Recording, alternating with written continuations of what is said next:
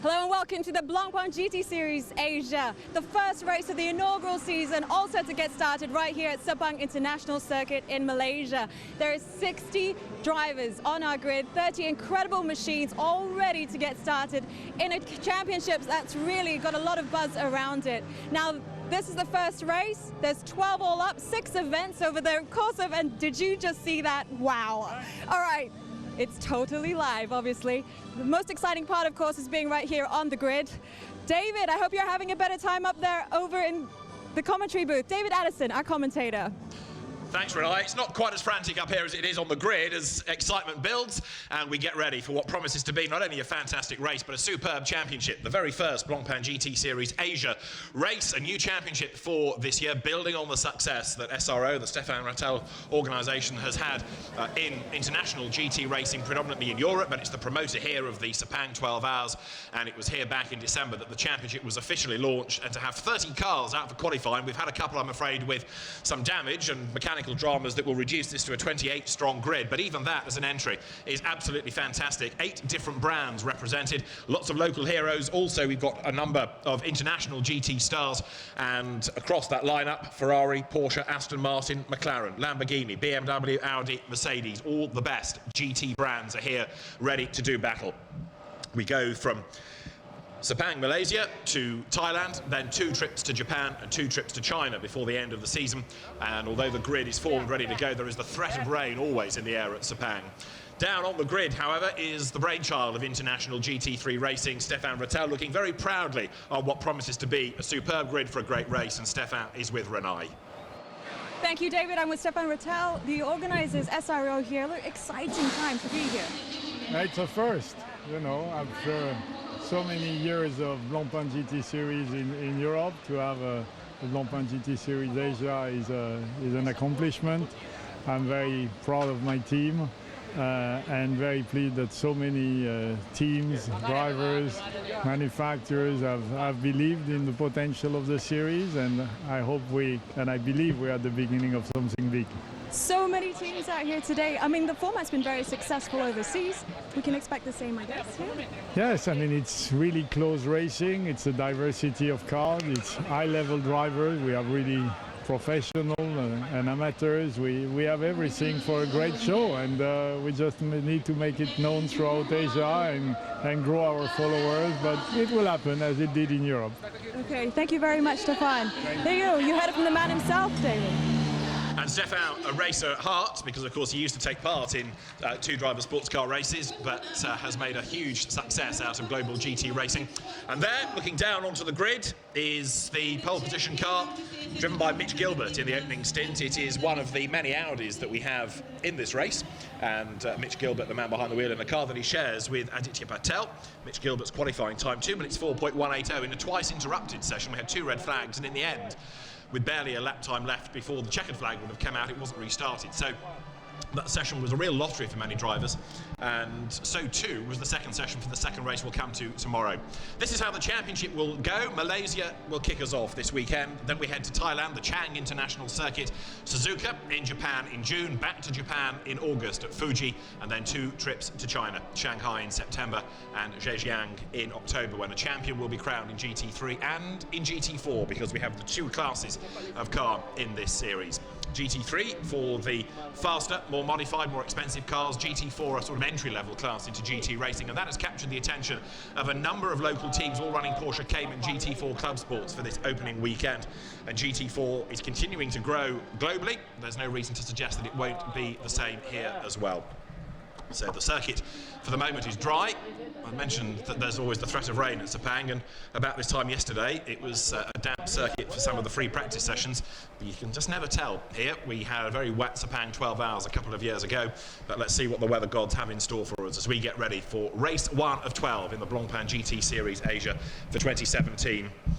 Talked about the pole position car with Mitch Gilbert behind the wheel. Aditya Patel will do the second stint in that car, and Aditya is with Renai.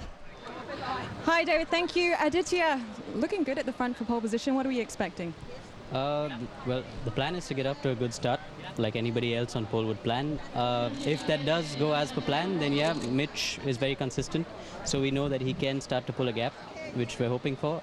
and if that works out, then yeah, once I get into the car, we want to just keep our pace consistent. We're not looking at, qualifying kind of lap times, and then in the end, all should work out. Okay, now he did say he had some issues, but you're still in pole position. Did you have some time to work on those things? We've had some time to work on it. It was an issue that really wasn't convenient during qualifying, but now it looks like the car's good. So let's see how it goes. Okay, good luck today. All right, David, you heard it from these two. Mitch Gilbert will start that car, Australian driver, but born in Malaysia, so it's very much a home hero on pole position. And opposition to the Audi comes from Mercedes, because you've got the Agrippa M cars, 888, Tim Sugden starting, 999, Hunter Abbott starting, both of whom have reputations not only in GT cars but touring cars as well. Both have raced in the British Touring Car Championship, Hunter more recently than Tim. Also down on the grid, 66 there, is one of the Vincenzi Sospiri Racing SRL Run Lamborghinis. That's the Sandy Stuvik and Martin Kodric car. Sandy Stuvik part Thai, and his co-driver, who is another quick driver, Martin Kodric, the Croatian. So looking down at a very twisty lap, 5.5 kilometres in total, and a good mix of corners, some tight hairpins, some very fast flowing sections, and we are in for a storming race, that is for sure. The grid very busy at the moment, everybody on the Pirelli tyre, and you've got the Pirelli tyre technicians there just making sure that the tyres are at the right pressures, that they know what data they're going to get back for the first stint of the race. All the races have mandatory pit stops, so there will be a driver change between 25 and 35 minutes. Ferraris proliferate on this grid. One of the quick ones is the BBT car, Davide Rizzo, one of the drivers. He's with Renai. Yes, David, I'm with Davido right here.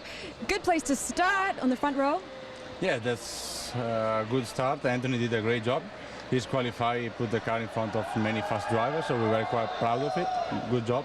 Okay, how's it feeling, the car, for you? The car feels quite hot as usual here in Malaysia, but the car feels good. The team is doing a great job. We work quite hard on the setup, and I think we did quite a pretty good job. So let's hope for a fair race. Feeling good, pretty confident there? Yeah. Well, the race is always 1 hour. You never know what can happen, and the weather is quite challenging here in Malaysia, but I think we have all the things that can go well. Okay, good luck today. Thank you. There you go, David. Well, that Ferrari, one to watch, had its dramas this morning, but fully fettled for the race. There's one car I understand that's going to be missing, and that's the CMRT Eurasia Aston Martin, frustratingly, of James Chai. That's got a gearbox problem and may well be missing from the grid. We also had an incident this morning for Vincent Wong. He's going to be missing, and number 18 would not start. The engine wouldn't start for qualifying the Audi of Martin Rump, so that could be a question mark as well. With the track temperature at 52.2 degrees and humidity in the 60s, it is a hot day in Sepang, and the drivers strapped, sweating into the cockpits of the car, getting ready, keeping the door open for as long as possible there, Mitch Gilbert, to try and get some fresh air in. As I say, these are 1 hour races, but mandatory pit stops between 25 and 35 minutes. And it means that there will be these very important pit stops, with everybody having to do a stop of 90 seconds. That's the regulation time for everybody. Blancpain, an enthusiastic supporter. Let's hear from them now with Renai. Yes, David, thank you. I'm with the Vice President of Blancpain himself, Alan. Great place to be. I mean, an exciting championship. Yes, fantastic. Blancpain is the oldest watch brand in the world, and we are here in Asia for more than 25 years. So it's quite great to see how huge the success of this series is in Asia. You know, in Europe, we needed 5 years to have this kind of grid with so many cars on the departure of Grand Prix. And here in Asia, we needed only 5 months. So it's so much faster, and really we love to be here. Incredible amount of support for the first race. 30 cars, very exciting. That's it really. And for Blancpain, you know, everything is timing with the races. So we are very proud to be the timekeeper of all these championships around the world, and now in addition to all Asia. So this is a great proud, and I wanted to be here personally for the start of the first race ever in Asia for Blancpain GT Series. Some would say about that time. Over to you, David. Thanks, Renai. So Blancpain, very enthusiastic sponsor of GT Racing. Great to have it on board as a backer here. As you look at 88 there, the Craft Bamboo Racing Porsche Jules Gounon, the son of Jean-Marc Gounon, former Grand Prix racer and sports car driver and touring car driver, he will start. And Joel Comathias, former international GT Open champion, is going to be the man that will do the second stint in that car. There will be 2 formation laps, incidentally, for this race. 2 formation laps being confirmed by the senior race director, Alain Adam, for the teams. And we've had the 5-minute board as they're ready to go. In number 37 is Anthony Louis, who was very, very quick this morning. That car starts on the outside of row 1. You heard from his co-driver, Davide Rizzo, and Anthony Louis will be one to watch, that is for sure. But he, experienced a driver as he is, he's up against some very quick people indeed in the opening stint, one of whom, Mitch Gilbert, is going to be alongside him. Let's have a look at the lap with a nice long fast pit straight and a very tight hairpin which wriggles back on itself through sector 1 into the second sector. Speeds building all the time, and sector 3 is a real mix of some very tight hairpins and some very fast corners. The 4th sector, all in red, 2 long straights, a hairpin separating the 2. So you have to have a car with lots of grunt, but you also need a car that's good through corners and has good drive out of those hairpins, otherwise you're compromised onto the long straights. Safety car is at the front of the grid. That can be deployed if required. It's a rolling start, as ever, for GT racing, so the cars won't stop on the grid after the formation. That's straight into the serious business of racing. And there is Jules Gounod ready to go in the 88 Porsche. Former Carter, former French single-seater gun. He was the runner-up in the French Formula 4 Championship. Mitch Gilbert there is somebody else that's come out of single-seater racing. Raced in the UK for a time in Formula Renault and Formula 3. Then he went into the FIA Formula 3 Championship. He had a few outings in GP3 as well. 66 on the grid is the Sandy Stuvik Lamborghini, Sandy Asian Formula Renault champion and Euro Formula 3 Open champion as well, going back a couple of seasons. And he's going to be one to watch as he now adapts to GTs, because he's been in GP3 really for the last couple of seasons, and now having a different type of race car underneath him, but with an experienced squad behind as well. Vincenzo's experienced team has run cars in GT as well as in One Make Championship, specialising in Lamborghinis in recent years. The grid now being cleared, and the door closed for Tim Sugden in a moment as the British driver, part of the Grupper M team. Great to have the team back as well. It's been a few years since we've seen Grupper M taking part in international GT competition. They've got these 2 very distinctive Mercedes, 888 for Tim Sugden and Georgian Kowiak, who's a burgeoning talent, and 999 for Hunter Abbott and Raffaele Marciello. Yes, that one, the Ferrari reserve driver who starred at Misano last week, first time out in a GT car, and the Italian replacing Maximilian Buch, who himself is no slouch, and he's going to be the driver for the remainder of the season alongside Hunter Abbott, the former British touring car and British GT racer and radical racer prior to that. But Tim Sugden will be one to watch. It is a very high quality entry, no doubt about that, and the other beauty of this is that you're going to discover lots of local talent as well, so people with a good reputation from home. Now you see how they're going to stack up against some of these international gun names that will be in the championship this season. Jesse Krohn and Ollie Milroy share this BMW number 91 from the FIST Team AAI. Ollie Milroy, the British driver, he will go first in this race. He will do the first stint. He's done a lot of racing out here in recent years, though he still commutes from the UK.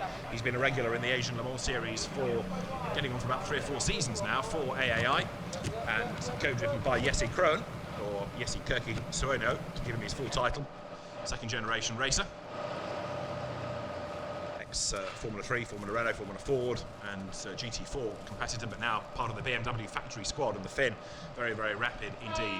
So the grid being cleared at the 1 minute board, the engines will fire up, last engineers will leave the grid, and then we'll get these 2 formation laps underway. Place your bets, who is going to come out on top in this? It is wide open, I think. Got a huge number of potential winners, and with a jumbled grid after that twice interrupted qualifying session, nobody really got into a proper rhythm in the qualifying session. So there are still an awful lot of unknowns as we get ready for 60 minutes of racing. So you see down on the grid, I think there's 1 car still needing to be fired up, which is on, what, row 4 or 5.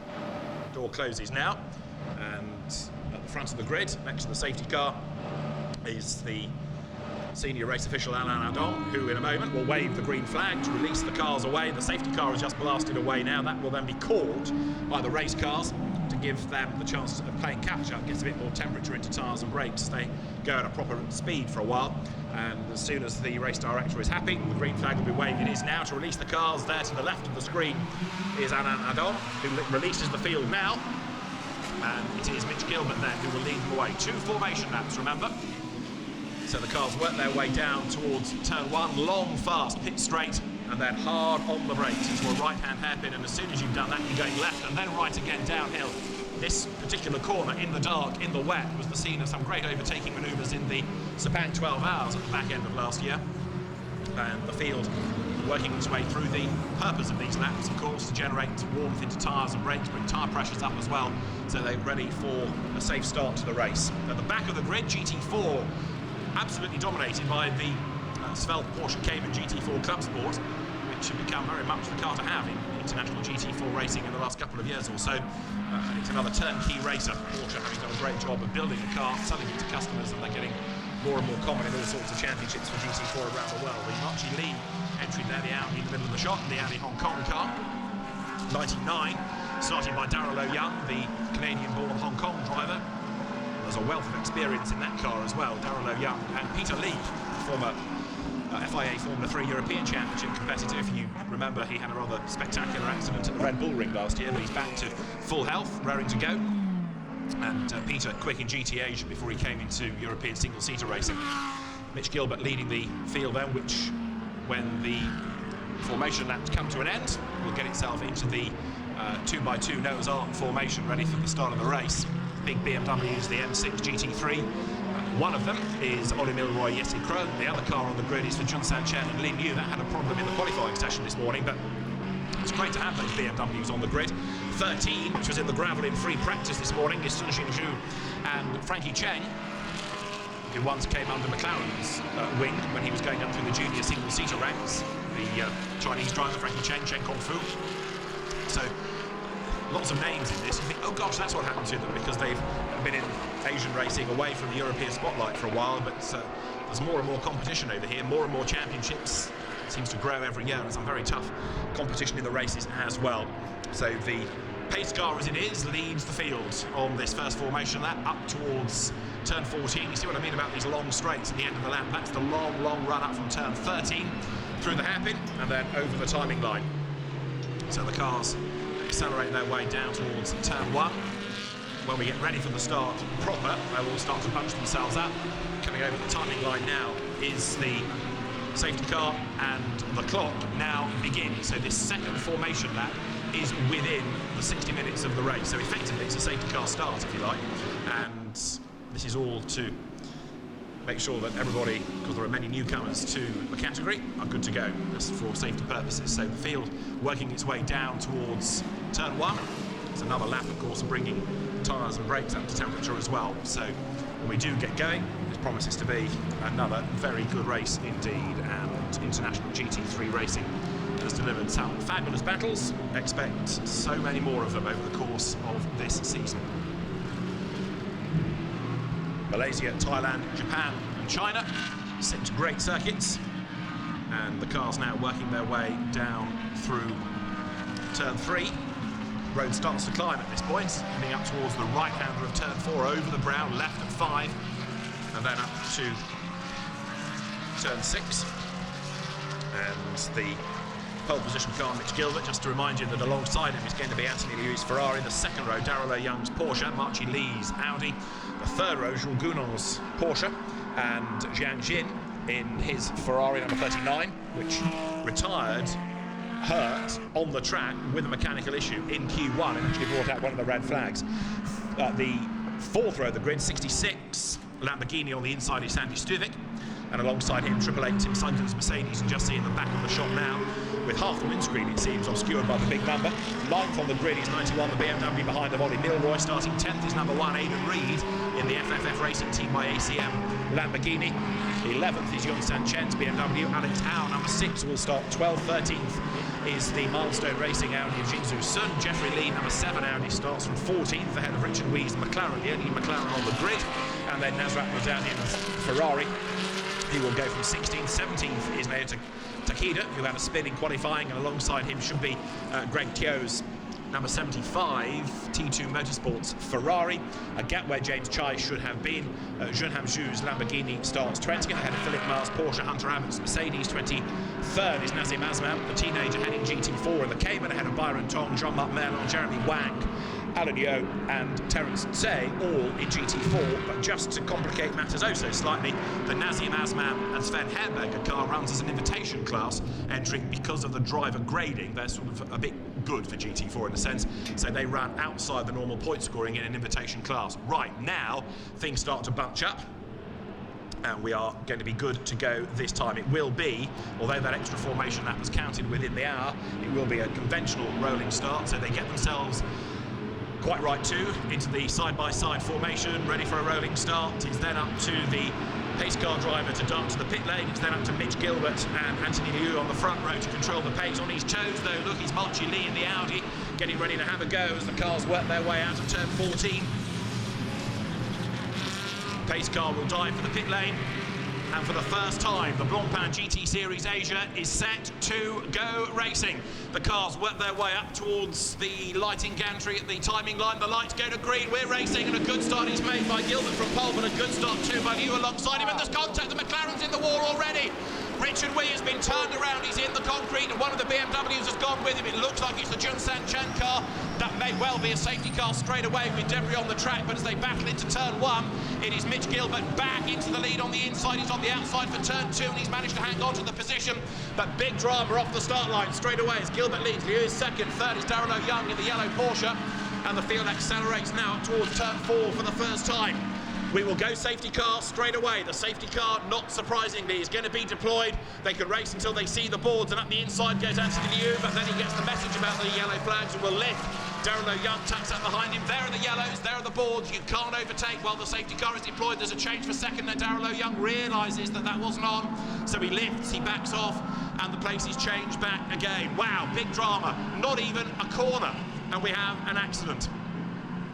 So everybody now will get themselves into formation. The cars will continue all of these laps count within the 1 hour duration. There's something in the water. There was a big incident in Blancpain in Europe last weekend. There were 2 start line accidents in British touring cars a week ago. Now we've had one in Blancpain GT Series Asia with everybody diving for the same bit of tarmac. There is the battered BMW, number 90, the Junsan Chen car. Junsan Chen in the wall, but he got caught up with Richard Wee in the McLaren, and that suffered a lot of damage to the point where you question whether it's going to be out for race 2 tomorrow. And there you can see what I mean about the damage. Look, there's barely any front left of that car, and that will deprive Rob Bell of a chance to go racing certainly today, but can they do anything about it for tomorrow? It was a huge impact into the wall, and of course concrete doesn't have much give in it. So number 12, Richard Wee, is going no further, and that car will need to be retrieved. You've seen the damage. Let's have another look and try and piece it all together. So away from the start, the lights go to green. Everybody is bunched up. Now they accelerate away. And where does Richard Wee suddenly spring from? He's in the middle of the pack. He moves across, but he's almost alongside the BMW. And as he tries to go to the right, the BM is alongside, and there's contact straight away, and that turns him into the wall, and it damages the BMW suspension as well. So the field continuing. Also, that replay did also show 69 heading down the pit lane. So missing from the grid that car of James Chai is in the race from the pit lane after a gearbox change. That was what kept it from the grid. And now you can see there the debris, bits of McLaren, bits of BMW on the track. It won't take that long to clear, but of course that's on the racing line pretty much. So you can understand why the race director needs the track to be clean. The last thing we need is for people to pick up bits of debris and then risk a puncture. I've also noticed one car with the windscreen wiper on. We've got the rain coming as well, just to add to the dramas. There's only one with a wiper. It could have been knocked in error, but as I said before the race started, you can never tell here. So the field turning its way behind the safety car, then no overtaking allowed as the field accelerates its way out towards turn 4. Replay from another angle. So Richard Wee accelerates up alongside the BMW and then tries to move across, but he's not far enough ahead. The BMW, I think, speeded up a bit later than the McLaren, which has got damage to the front. There's liquid all down the road as well. One of those things, I fear, but the stewards will have a look at it. The start incident is indeed under investigation. But whatever you do, it can't repair the damage, can it? So, big disappointment for 2 teams, and in the meantime the officials are busy sweeping the circuit. Chunks of car being kicked to one side, lobbed over the pit wall, just trying to get the track as clear as possible, as fast as possible. Race order then hasn't changed hugely. Mitch Gilbert it is who leads the way from Anthony Liu and Darrell Young in third. In fourth place we've got Marchi Lee, Jules Gounon is fifth, and Sandy Stuvik sixth ahead of Tim Sugden. In eighth place currently is 39, which is Jiang Jin. Behind him in ninth place, Ollie Milroy in the surviving BMW. 10th is number 1, Aidan Reid, the Australian in the Lamborghini Huracan. So very much a dramatic start, and the field will start to bunch up again, I'm sure, once the signal is given that we can go back to racing. Now remember that after 25 minutes, you're going to be in the pits, or the pit window is open at least. Driver change is possible. Now, in the case of Mitch Gilbert, do they keep him out as long as possible and try and stretch that advantage? The plan, in a sense, has failed a bit here. Mitch Gilbert, one of the real pros, up against some of the quick AM drivers, not exclusively, but some of them. And so the idea was, let him go first and try and pull the car as big a gap over the opposition for co-driver Aditya Patel to look after in the second stint. With fewer racing laps, that plan goes out of the window. So Mitch Gilbert is going to have to be on his toes and try and get away from the rest of them, and also perhaps stay out until the end of the window to maximise his available driving time.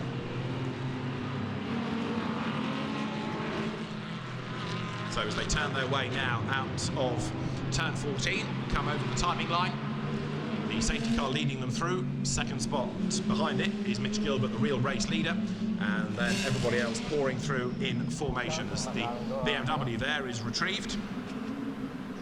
The cars work their way down towards turn 1, but of course the pace controlled by the safety car. It will quicken once the race officials are happy, or happier, that we're not far away from the race getting underway. What this has done is give 69 James Chai not only a chance to get into the race, but also catch everybody. So now he can start to think about making some places up once we get underway properly. So we've not had much racing yet, 2 formation laps and then a safety car period. But what it is doing, of course, is keeping everybody together. It's messing with the strategies of some teams, but it is giving us a close gaggle of cars ready for the restart. I hesitate to say that safety cars breed safety cars, but it's not unknown.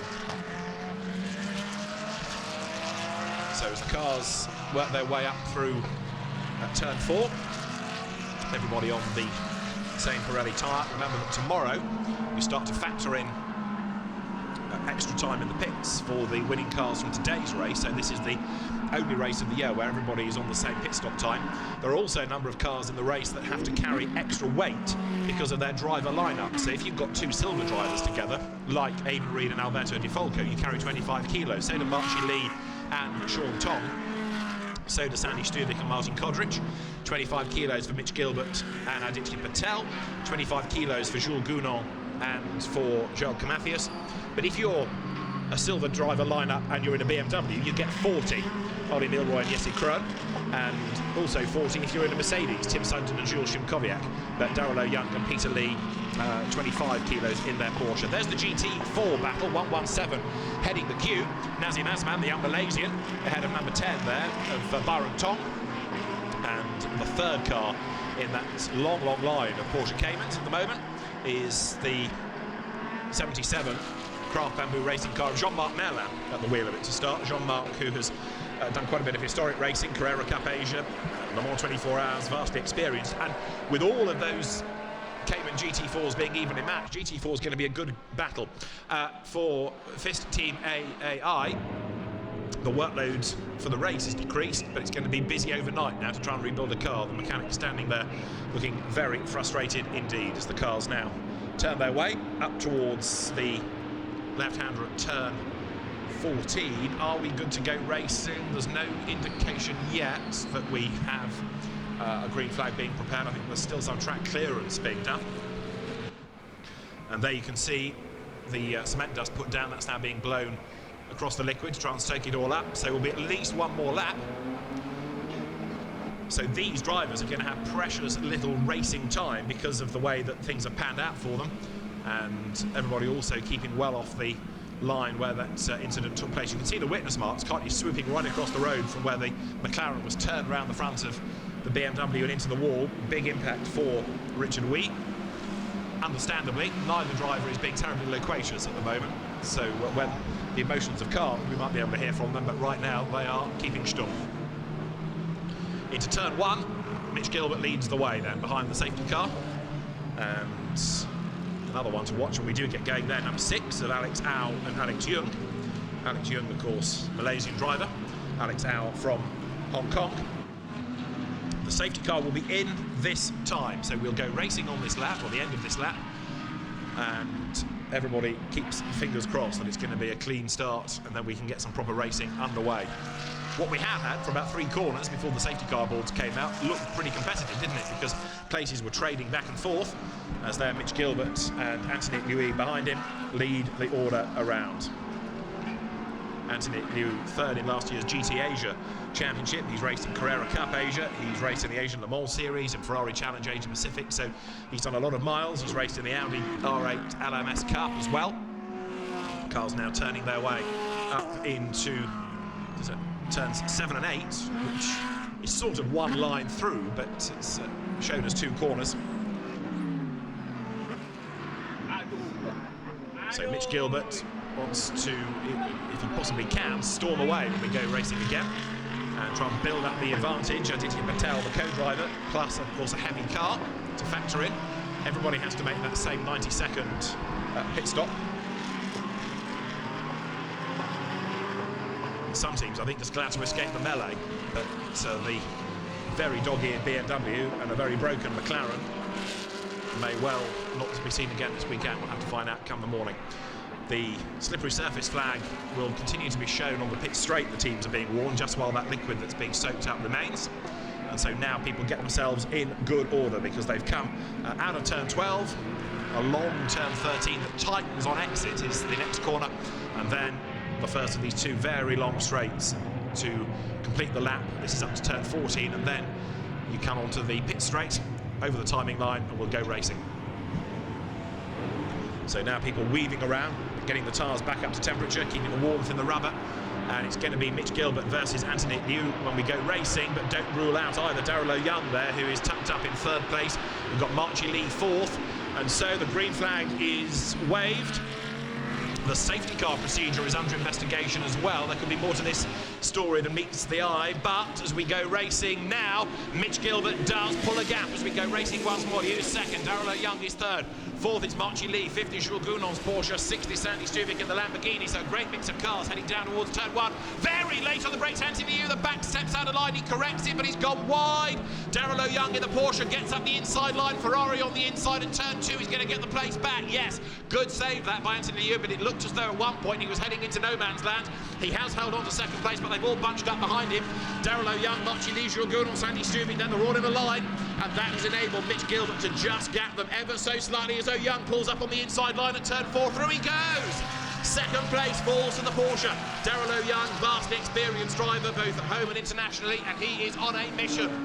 Mitch Gilbert leads the way. It is Audi from Porsche from Ferrari, and Darrell Young now released from behind Anthony Liu's Ferrari. He's going after the race leader. Look at him go. The gap is certainly extending as now up towards the challenge comes Marchie Lee. He looks at the inside line and the Audi can't do it.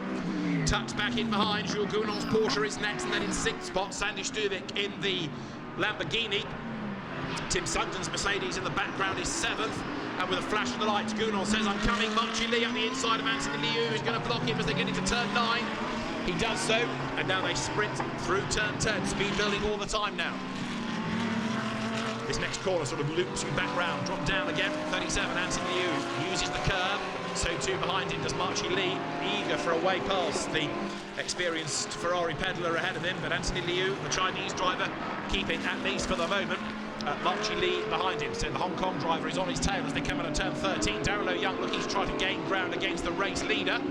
43 minutes on the clock as they make the run up now towards turn 14. Here they come. Mitch Gilbert leading the way, and you can see the gap he's pulled, but Darrell Young is doing his best to go after him. Into the braking area for turn 14, and now up the inside goes Marchie Lee in the background, and Gounon's also defending. Lee on the inside for 3rd. Jules Gounon defending 5th from Stuvik. It's going to be a real drag race in a straight line. Audi versus Ferrari. Now you'll see who has got extra grunts in a straight line as they come past the pits, bearing in mind that Marchie Lee's Audi carries an extra 25 kilos because of the driver classification. And even with that, he still does it in a straight line. Round the outside, late on the brakes. He goes wide and Liu's back up the inside. Oh no, you don't, says Marchi Lee, sticks out his elbows. Liu gets forced up onto the curb, but Marchi Lee has done it, and that was great driving. Stood his ground all the way around the outside, braked as late as he dared, job done. So Liu, after his good qualifying, is falling back down the order now. Field working its way up through turn 4. And Darrell Young's second spot then, the lead gap 2.3 seconds.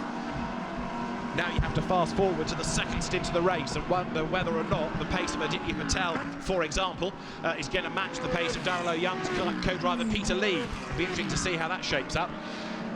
For third place, Marchi Lee and Sean Tong, they will be potential winners, that's for sure. So it's looking very good, not only at the moment, we've had some great racing, but extrapolate this into the second stint and you put different drivers in the cars, there's an awful lot more that's going to shake out. So through they turn. The start incident, no further action. The stewards have had a look and a metaphorical shrug of the shoulders. It's one of those things, it's a racing incident, so nobody gets penalised for it. And the teams, in a sense, get penalised because they've got a lot of work to do to try to make the cars good for tomorrow. And there's no warm-up session either, so you go straight into the race tomorrow. No chance to do any testing. Second, third, fourth, starting to gap each other ever so slightly. This is the 6th place battle. Tim Sugden in the Mercedes. Behind him is another Brit, Ollie Milroy in the BMW. Ollie has done many a lap around here as well, so he knows what he's up to. And there, Darrell Young having to go defensive. The man on a mission, no doubt, is Marchi Lee, because having worked his way up into third place, he's latched right onto the tail of the Porsche. Are we about to have another of his demon moves around the outside as they work their way now down towards turn 1? Let's have a look in a moment, because the leader goes through, and is the gap extending? Mitch Gilbert to Darrell Young is now, yes, 3.9 seconds. Darrell Young second, third is Marchi Lee, fourth Anthony Liu, fifth now is Gunnar, sixth is Stuvik. That's the fight for seventh you were looking at, where Tim Sugden has got now tucked up behind him Ollie Milroy, who looks at the outside line as they dive into turn 1. Can Milroy drive all the way around the outside of Tim Sugden? No, he cannot. They turn their way into turn 2. Two big cars, the Mercedes fending off the BMW, the Gruppe M car, ahead of Fist Team AAI. And now they make the run up towards turn 4. Those are the gaps, that's the classification. Audi leading the way now by very nearly 4 seconds as Milroy pulls to the inside line. He's got the gap on the inside at turn 4 and he's got the job done. Good move, Ollie Milroy then goes through on the inside. Suddenly tries to fight back. Tim Sugden looks for a way round him again as they head to turn 5 on the outside line. But no, now Ollie Milroy stands his ground, hangs on to the position, and he works his way now round turn 6 comfortably now that he's managed to get himself into 7th spot. And there's more perhaps to do before the end in that BMW. Jesse Krohn will be a quick driver. I still think the Mercedes will be one to watch though. Joachim Kowiak, who really excels in the Mercedes, will take over. Remember, he was a Blancpain race winner in Europe with Ben Schneider last year. So Joachim Kowiak will be one to watch in the second part of the race. Darrell Young still coming under pressure. Second and third you're looking at. Looping their way now up through turn 10. A tighter right at turn 11. Drop down now to turn 12. And Darrell Young it is, maintaining the pace. But look at Anthony Liu in the Ferrari. He's coming back at Marchi Lee now, who's got a bit stuck behind Darrell Young in the Porsche. Working their way out of turn 13. Long, fast straight past the support race pits on the right-hand side. Look at the gap that Mitch Gilbert has got. Aditya Patel getting himself ready. The pit window will be open in just under 3 minutes' time. And the race leaders dive their way into turn 14 with Marchi Lee having a look on the inside of Darrell Young. Can't do it there. Had a look, tried to unsettle the Hong Kong driver. Darrell Young is not for cracking those. They come across the timing line now. Anthony Liu in the background trying to join in as well. Second, third and fourth over the line. Fifth is Gunnar, sixth is Stuvik. Seventh is Ollie Milroy, getting away a little bit now. Behind him is Tim Sugden, and again Marchi Lee challenges, this time on the inside line. Door closed, just as contact as Lee leans on the Porsche. And Anthony Liu almost into the back of the pair of them now as well. 38 minutes to go, and Marchi Lee determined to find a way past Darrell Young. Porsche, Audi, Ferrari, second, third and fourth. Great battle going on here. To the inside goes Marchi Lee. Is he going to work this time? He's up the curb almost. He's still got the inside line. Darrell Young gets elbowed out wide, but he'll have the inside for the next corner. Here comes Lee on the inside line of the Ferrari. Tries to swoop past Lee. Marchi Lee to the outside line in the Audi. He's going to run out of road, and he's going to lose a place. Lee around the outside. They touch. They lean on each other. And Anthony Liu gets forced way wide, and here comes Gounon in the Porsche. He's gained one spot. Fantastic. Jules Gounon goes through, and Liu might have a punctured tyre because he's off the road. That puts Sandy Stuvik ahead of him. Is the Ferrari low? Let's see, because suddenly the car seems to not want to handle, and look, it's losing pace. Has it suffered some damage in that run? Let's have a look. 2 places lost after it was lent on by the Audi, and Anthony Liu, he's still going, but he's certainly lost ground. So, has he got a problem? He's being caught by the BMW of Ollie Milroy, that's for sure. I just wondered whether in that run it might have done some damage to a tyre, and certainly the pace has gone. Anthony Liu has a problem of sorts. Maybe the suspension took a little tweak, maybe it's a tyre. We'll try and find out when we get to the end of the lap if he bails, or he might carry on to the opening of the pit stop window, because that's only 2 minutes away. If he can keep going to the pit window opening and combine a sort of damage inspection stop with the driver change, it will, in the long run, save some time. But you can see how much he's losing against the leaders. And here comes Ollie Milroy in the big BMW up the inside as Stuvik attacks Jules Gounon now. Ollie Milroy goes through, or does he? Yes. Into the pit lane comes the Ferrari, and it's early, can't count the routine stop. So Anthony Liu, he comes in at a fair old rate, doesn't he? But this is not a scheduled stop. So 37 Ferrari does have a problem. Down the pit straight goes 99 Daryl O'Young, who is still second. Third behind him is Marchie Lee. Fourth now is Jules Gounon. I still reckon that Porsche is looking ever more threatening for a win. Fifth is Sandy Stuvik, who's joined in on the apps as well, and then it's Ollie Milroy sixth. You'll see him in a moment coming into shot there in the BMW. Mitch Gilbert, remember him, 8 seconds to the good. There is the Anthony Liu Ferrari, and Liu staying in the car for the moment. But, as I say, the pit window is not yet open, so this really rules them out of the race, effectively. They didn't seem to be doing anything to tyres or suspension, so a little bit more puzzling as to what it is that he felt was wrong with the car. Meantime, we've got Daryl O'Young second, third behind is Marchie Lee, then it's Jules Gounon in the best placed Porsche. Jules Gounon going very strongly indeed. His father was always a very formidable and spectacular racer. Jules chip off the L block, Sandy Stuvik is behind, and Ollie Milroy getting in on the act now. Back into the race has gone Liu, so Anthony Liu's Ferrari has rejoined.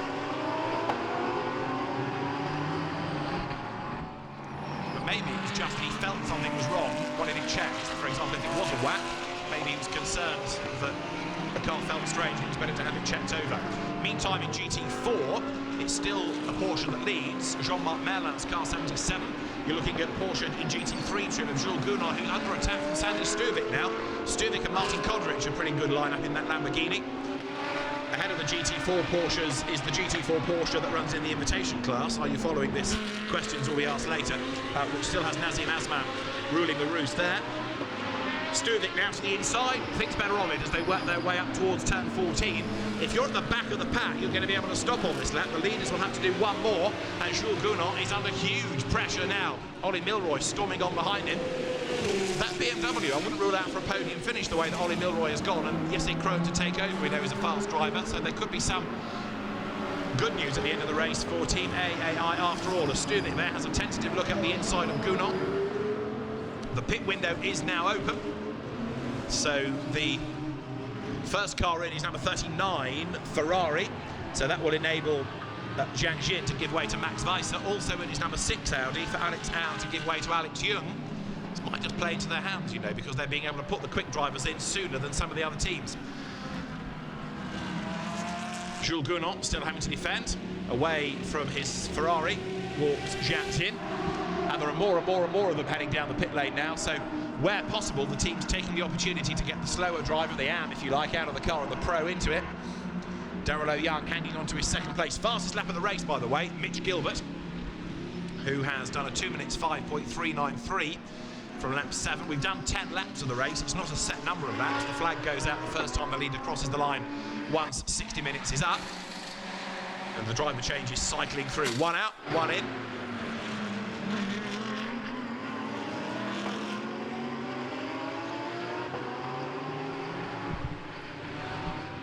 So we've got the battles continuing out on track. The leading gap is up to 9.4 seconds. That is pretty encouraging now. Aditya Patel to take over that car. And there, one of the Ferraris is a bit stuck. Max Weiser gets away. Whoops, off the road has gone number 7, Jeffrey Lee. That's at turn 9. He's recovering over the grass. He's spun into the corner by the look of it, but he's got himself sorted out. That's going to cost the car a bit more time, though. Will Stevens to take it over. Race leaders currently working lap 11. Up towards turn 13 comes Darrell O'Young. He is still being pursued oh so hard by Marchie Lee. And then it's Gunnar and Stuvik trying to chip away and get in on the act as well. Has Mitch Gilbert stayed out for another lap? Yes, of course he has. He's gone by. Here is the second place duel. Now let's see what the gap is as they work their way up over the line. It is 11 seconds. This is looking good. 77, Jean-Marc Merlin is in to morph into Frank Hugh in the Craft Bamboo Racing Porsche team that started off in the World Touring Car Championship. We're also getting reports of a spin for number 69, which is the James Chai Aston Martin. Tim Sugden has just pitted, Hunter Abbott has just pitted, and there's a Lamborghini in as well. As now you look at second and third, O'Young is under huge attack once again from Marchie Lee. They've also got back markers ahead of them. O'Young goes very defensive look on the way up towards turn 4. He knows exactly what Marchie Lee will try. Gives him the outside line, which is the slower line. Marchie Lee comes out of the corner very rapidly indeed, looking for a gap on the inside. There isn't one. He tries the outside line here at turn 5, and he can't make that work either. Flick through turn 6. Are they being caught by Jules Gounon behind? The last lap, Gounon was ever so slightly slower as Lee goes way wide off the road and back on again. That's cost him dear. Look, he loses 4 lengths or so against the second place Porsche. At the moment, both the Craft Bamboo cars in that top 4. The T2 Motorsports Ferrari there. Gregory Tiao out, and David Chipchop Biantero gets in. Meantime, they're all bunching up again now for 3rd, 4th and 5th, because after his loss of time, Marchie Lee is coming under attack. Jules Gounon taking Sandy Stuvik with him. Where you've got the quicker driver, the likes of Gilbert, O'Young is quick, we know Marchie Lee is quick, Jules Gounon is quick. They're staying out for as long as possible. In 1 or 2 cars, they might split it at the halfway mark and therefore bring them in this time, but of course that long safety car period has thrown different strategies out of the window anyway. Through they come up towards turn 14. 13, the blue Audi, that is now Frankie Cheng. That's the car that's being lapped. Now that lost time early on, but he's running in 17th place. The leader is him, and he comes in with a margin of 11 seconds. So 11 seconds was the gap that Gilbert had over the opposition. Let's see how it all pans out after the stops here. Mitch Gilbert comes in. Darrell O'Young inherits the lead. Second is Marchie Lee. Third is going to be whom? Because we've still got back markers coming through. Into the pits has come Gounon, in has come Stuvik, in has come Ollie Milroy. So that's going to put up into 3rd place potentially. Now, depending on how rapidly these stops cycle through, either Jules Shimkoviak having taken over from Tim Sugden, or Aditya Patel as the next of this wave of cars back out again. The pit stops for number 1 Lamborghini and 999 Mercedes are under investigation. If you're shorter than 90 seconds, a penalty will come. So the officials are having a look at it as we look at the lead battle. Darrell O'Young now versus Marchie Lee. This is for leadership. It was here a lap ago that Marchie Lee ran out of road. He's right back on the tail of Darrell O'Young as they turn their way up towards turns 7 and 8 now. That double right, and a whoops, big sliding came in ahead of them. That was number 11, Terence Tsay, and now Tony Fong. That car went off into the wall in qualifying this morning, but a good save there. That car has pitted, which means that now the wheel of it is sideways Tony Fong. Darrell O'Young still coming under attack, though. Marchie Lee desperately wants the lead, and he's going to get it because deep into the corner goes O'Young, and that compromises the exit. The Audi tries to get up on the outside line now, coming around turn 11, but Darrell O'Young's got the inside line, and he hangs on to the lead. Fantastic. Whatever you throw at Darrell O'Young, he's able to repel. Marchie Lee has tried pretty much everything, but Darrell O'Young riding the curve there, stands his ground. You can see how hard he's trying because he's making the occasional error, but even so, he's hanging on to 2nd place. And Darrell O'Young driving the wheels off that car, back into the race, 86 Audi then. Now, importantly, has Aditya Patel stayed ahead of all the other stoppers, and where is he relative to those that had already made a pit stop? As you look now at number 5, Marchie Lee trying to get himself up on the inside line as they come now towards turn 14. Into the pit lane comes Darrell O'Young. Does Marchie Lee follow? Let's have a look. He's going to carry on for 1 more lap in the lead of the race. So Darrell O'Young is now in. And Marchie Lee finally is declared race leader, albeit after other people have pitted. So Darrell Young comes in, and off the road has gone number 6, and that's Alex Young. He's on pole for race 2, but Alex Young has had a spin at turn 2. That car was provisionally in 12th place, but he's had a rotation and gets back into the fray as the wheels are changed on number 99. Only 2 mechanics allowed to do the tyre swap. So Peter Lee, as he's known in European racing, or Lee Ji Kong, as he is known from the Asian market, he is the man now behind the wheel. And there was contact between Alex Young and number 1, Alberto Di Falco. It wasn't Alex Young spinning on his own, he was given a tap as far as we can make out. And that car will be able to rejoin now, having lost a little bit of ground.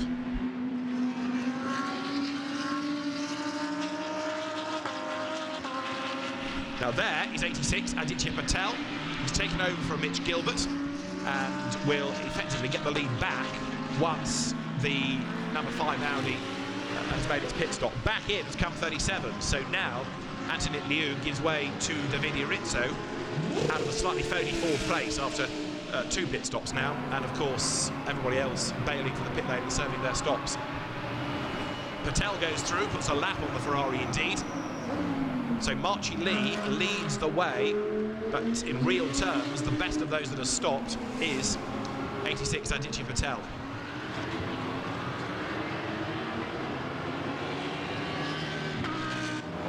There into the race, Peter Lee, having taken over number 99 Porsche, and stays ahead of the BMW, so he's maintained track position over the 91 BMW now.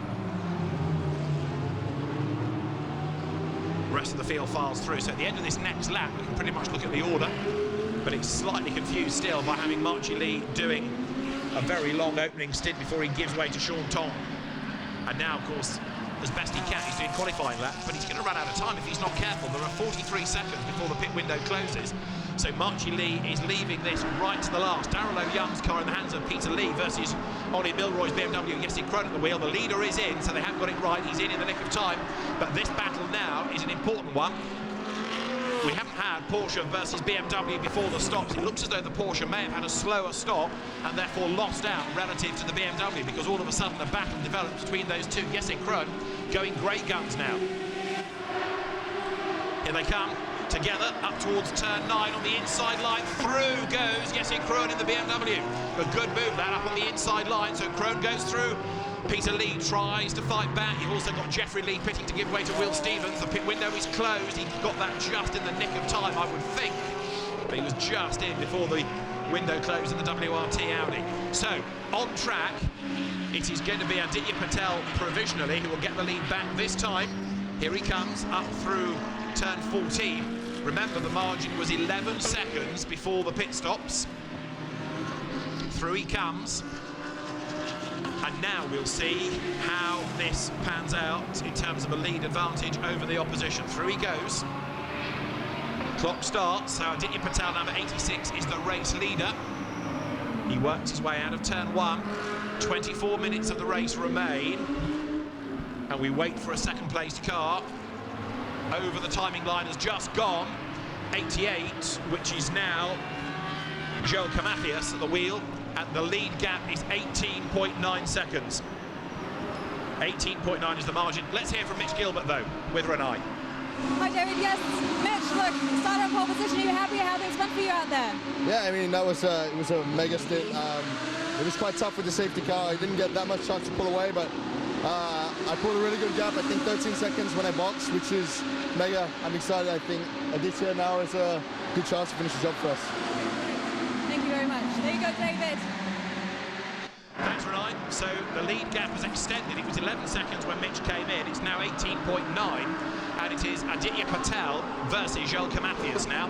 Audi versus Porsche. And Camathias, look, has gone right up behind him, the Audi number 5. So Sean Tong has rejoined in 3rd place. So the race order currently is, you've got 86 Aditya Patel, in 2nd spot 88 Porsche. There it is, Joel Camathias in 3rd place, number 5 Audi, and 4th 91 Jesse Krohn. The BMW has been the big winner on the pit stops. That's really come into the equation.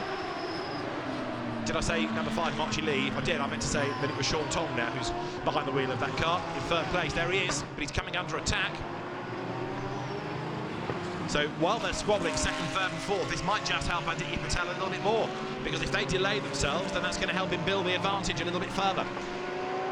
There are plenty of other battles behind that have yet to be resolved as well. At the end of this lap, we'll have the proper classification after all the pit stops, because you can make no more stops unless they're for a problem, because the pit window is closed. So there, Sean Tong comes under attack from Jesse Krohn. And Aditya Patel, then the race leader, has just done a lap of 2 minutes 6.0. Mitch Gilbert's best was a 2 minutes 5.3. Up the inside there, Sean Tong fends off the BMW. Up the curve goes Jesse Krohn. He's trying to get in on the act as well, and both of them looking for a way past the Porsche, but João Camathias hangs onto the place. Over the timing line they come, second and third through, third and fourth, absolutely nose to tail. Jesse Krohn on the outside line in the big BMW. Look behind them as well. Raffaele Marciello in the Mercedes is coming into the picture as well. Round the outside there goes Krohn. He's going to run out of road, and in fairness, Sean Tong stuck out his elbows and forced him a little bit wide. So a lift is required from Jesse Krohn, but that brings Marciello into the mix now as well. First to fifth, in other words, Patel to Marciello is 23.7 seconds. And the last lap through, Jesse Krohn did the car's best lap of the race. But still, actually, the fastest was the man with the clear road, Aditya Patel. So he's still looking well placed with 21 minutes to go. Camathias goes through then. The gap was 18.9, it's up to 21.4 seconds. So Aditya Patel is doing a very good job indeed of getting away here. Through they come. Second, third, fourth and fifth. Camathias, Tong, Krohn, Marciello. Some of the top names in international GT racing. Another day, another circuit. The same battles continue. And each of them doing exactly what's required of them. Go as fast for as long as possible.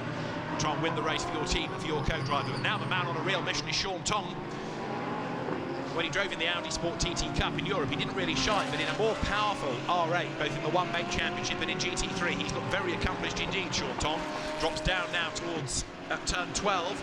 An incident between number 1 Alberto Di Falco and 6 Alex Young under investigation. That was the one that turned Alex Young around. 20 minutes to go. I hate to mention this, but it's clouding over again. So could we have the odd spot of rain before the end? Here is this four-way fight for second place as the cars accelerate now towards turn 14. Raffaele Marciello is right there in the background as now Sean Tong goes to the inside line and gets a face full of Porsche. To the outside line comes Jesse Krohn in the big BMW. 4 different brands represented, and Camathias goes deep into the corner and loses one spot up towards the timing line, or does he? No, he fights back. The Porsche hangs on to the place, and Camathias is still second. Tong third, fourth is Krohn, fifth is Marciello in the Mercedes. Who is going to be the brave one? Late on the brakes, Krohn has got the inside line, takes a big intake of breath, and very late as well, Sean Tong goes through on the inside. He's got second, third is Krohn, and Camathias is the one that gets well and truly mugged there. He's forced into 4th place. And Raffaele Marciello almost with him as well. So Sean Tong, very brave stuff. Jesse Krohn, very brave stuff as well. And João Camathias left the door ajar more than open, and he's under pressure. Now, has he got a problem? Because all of a sudden he's losing place after place. Second has gone, third has gone, now 4th has gone as Raffaele Marciello gets up the inside of him as well. The 99 sister Porsche, by the way, is down in 8th place now. Peter Lee up in that car after taking over from Darrell O'Young. But the one that has been released is Sean Tong. Now let's see whether, with clear road ahead of him, he can bring down the gap. João Camathias was not doing so, but 23.2 seconds is a Herculean task for Sean Tong to make up. There's some nervous faces on the pit wall as the leaders work their way through with 18 minutes still to go. Jesse Krohn is the other one who's looking very toey now, because having forced a way up past João Camathias, he is now on the tail, as you can see, of the Audi in the hands of Sean Tong as they drop down through turn 12. Raffaele Marciello in the Mercedes is trying to join the mix as well, but that great first stint by Mitch Gilbert has given them a seemingly unassailable lead, 23 seconds. Can they hang on in there? Let's see. There is Mitch Gilbert looking nervous as he listens to the radio traffic, as he studies the timing data. In terms of sector times, a good pace being offered up by Aditya Patel, who's gone across the line. He's done a 2 minutes 6.4, but with everybody else in traffic, that's good enough. And look, number 5 Audi, Sean Tong, he cannot get away, so he's having to defend as they come up over the timing line. He can't shake off the BMW. Raffaele Marciello is nearly there as well, but in real terms, although this is a great battle, they're falling away from the race leader. 23.4 seconds now is the margin. First to second as Krohn goes to the outside of Tong, breaks late. Tries to find a way all the way around the outside of the Hong Kong driver, then switches to the inside. But Jesse Krohn certainly looks like he's got a quicker car, and he's being denied. Getting frustrated perhaps as well as Tong runs wide up onto the curb. Can Jesse Krohn attack at turn 3? No, he can't. Has he got enough grunt in a straight line now on the climb up towards turn 4? Let's see. That BMW carries an extra 40 kilos of weight, an extra 25 kilos on the Audi. Both cars with silver graded drivers, and now to the inside line goes Jesse Krohn. Is he alongside? Not totally. It means that the Audi is able to swoop back across the front, and now for Jesse Krohn, the real danger is Raffaele Marciello, who is tucked up behind, and all of a sudden Jesse Krohn is going to have to attack and defend in equal measure. He wants second, but he's got to hang on to that third place. This might, of course, enable Sean Tong to escape, because, of course, if you've got the BMW defending from the Mercedes, then it's all going to change the complexion here. Krohn trying to get on with the job. Up the inside, is he level? Almost. The Audi will turn in to the outside line for turn 10. No, again, the bigger BMW hasn't quite got the ability to squirt up the outside, but now the inside of turn 12. Jesse Krohn has another look. Everywhere he has tried so far, but everywhere he has been denied. There's a yellow flag in the last sector. They are in the last sector. Who has gone off the road? We'll try and piece it in a minute. The race is still green, but there's a yellow flag localised somewhere, and second and third work their way past us. There you've got Sean Tong still ahead of Jesse Krohn. And fourth is Raffaele Marciello. Where is the race leader? He has gone across the timing line. Aditya Patel lapping in the 2 minute 60s now, and the smoke billowing from somebody's car in the background. Up the inside comes Jesse Krohn. It's 39 Ferrari that's got a problem, and that car was 7th. And it's got some bodywork fouling against the tyre. It's not mechanical smoke, it's bodywork. Now, what's happened for second place? Has it changed? It has, I think. Yes, Jesse Krohn is second, and Marciello in the Mercedes booms past the pits on the outside line. The Grupper M car goes for third spot here as they head down towards turn 1. Jesse Krohn up to second place. Can Marciello go round the outside? He's going to try. He needs to stay there to be on the inside line for turn 2, but he can't do it, I don't think, or can he? He's late on the brakes, he's over the curb, he's up the inside, and he's through. Raffaele Marciello storms past, and Sean Tong, I don't think, was expecting that, but Raffaele Marciello hammered it up the inside line at turn 2, and he has gone by. So Aditya Patel leads now. Jesse Krohn is second, and the gap is 24.5 seconds. Surely that is too much to build up. In a way, it's a shame that you've got Patel so far up the road, because if this were the lead battle we've been watching, it would have been an absolute stormer. It's been for second place, and that has passed through so many different hands since the pit stops. Way out wide again in the background, Sean Tong gets himself back onto the road. Marciello then now speeds away in the Grupper M Mercedes. As towards us comes number 91, Jesse Krohn in the FIST Team AAI entered BMW. Now, what else have we got? Well, we haven't touched on him yet, but almost with them is Jules Szymkowiak. There, look, because Szymkowiak is up past Max Weiser. And Joel Camathias, I'm sure, has got a problem in 88. Remember, that car was second a couple of laps ago. Well, Joel Camathias is now down in 7th place. So clearly there's something not quite right. 117 is the best GT4 car, but it's running in the invitation class. Sven Herberger, who has won the 1,000-kilometre race here in the past, the Malaysia Medica race, he is at the helm of that car now. And the GT4 class being led by 77. Frank Hughes at the wheel. There he is, the Craft Bamboo entry. So whereas the GT3 Porsches have been fading, the Craft Bamboo entry in GT4 has got itself to the head of the category now. Exactly the right sort of car to be in. GT4, entry-level GT racing, and a well-known, well-respected name as well. So there is Jesse Krohn, who now, having got himself up into second place, has got another problem, and that is a mirror full of Raffaele Marciello, but the gap's come down.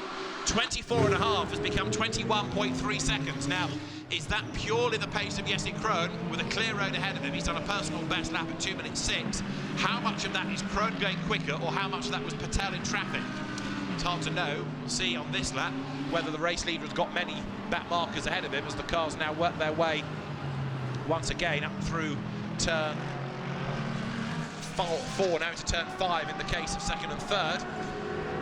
Just looking at the tracking to see how many cars are ahead of the race leader, but at the moment it is Aditya Patel with a margin that is coming down.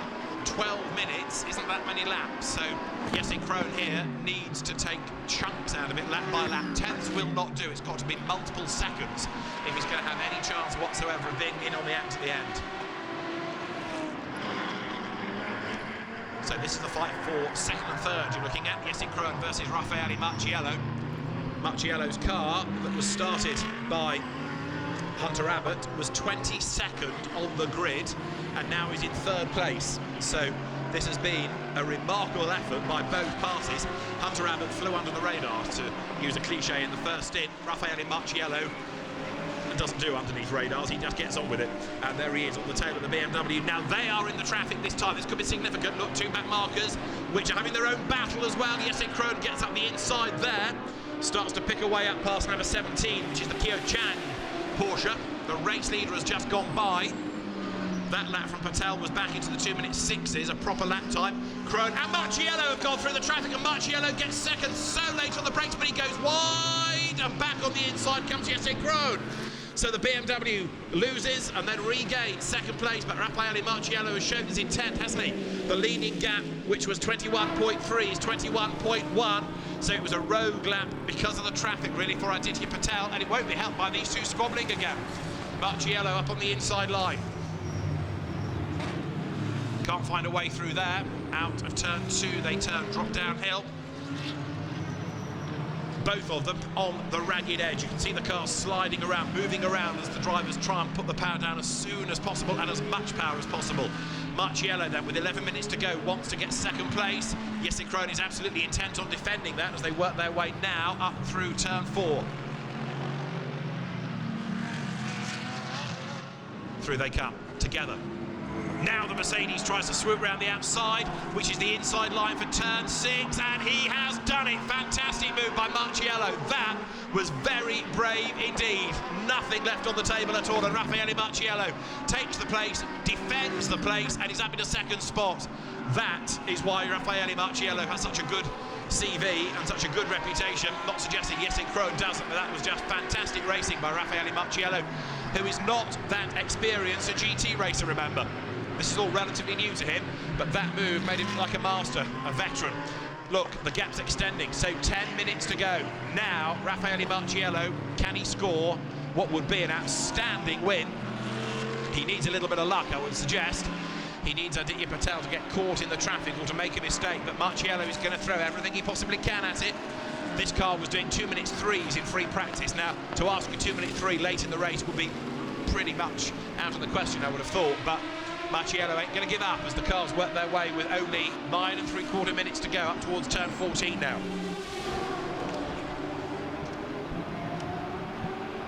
There is the race leader. That lap was a 2:07. He can probably cope with that, in fairness. It's the length of the pit straight, really, isn't it, between the top two? So last lap it was 21.1 seconds. This lap, with more overtaking factored in, the lead gap is 20.3. It is coming down, but I don't think it's going to come down enough. You'd need 4 seconds a lap, wouldn't you, really? And that ain't going to happen unless Patel has a problem. So Aditya Patel and Mitch Gilbert look like they might be on for making history here. Now there is the other Grupper M Mercedes. Grupper M years ago was a Porsche team, now very much part of the Mercedes family. And Jules Szymkowiak going after Jesse Krohn. Could we get both the Grupper M cars on the podium?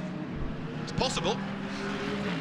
Patel is leading in the Audi. Marciello Mercedes is second. Krohn BMW third. Fourth is the Mercedes there, 888 in the hands of Szymkowiak. Fifth behind is the Audi of Sean Tong.